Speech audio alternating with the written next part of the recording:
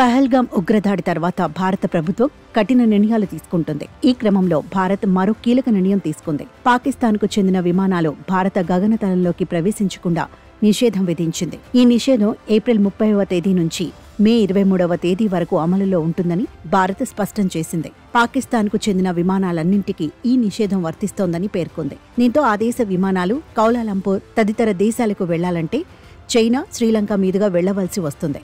ఆయా విమానాలు గమ్యస్థానానికి చేరుకోవడానికి అధిక సమయం పడుతోంది.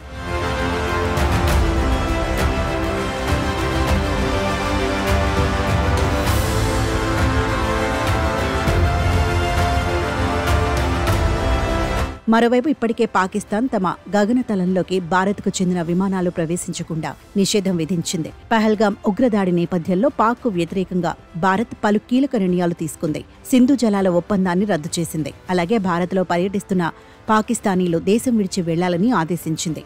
దేశంలోని నివసిస్తున్న పాక్ వాసులు సైతం తిరిగి స్వదేశానికి వెళ్లిపోవాలని తెలిపింది. ఈ తరహా నిర్ణయాల కారణంగా పాక్ సైతం అదే రీతిలో స్పందించింది. భారత్తో గతంలో చేసుకున్న సిమ్లా ఒప్పందాన్ని రద్దు చేసింది. తమ గగనతలంలో భారత విమానాలు ప్రవేశించకుండా నిషేధం సైతం విధించింది.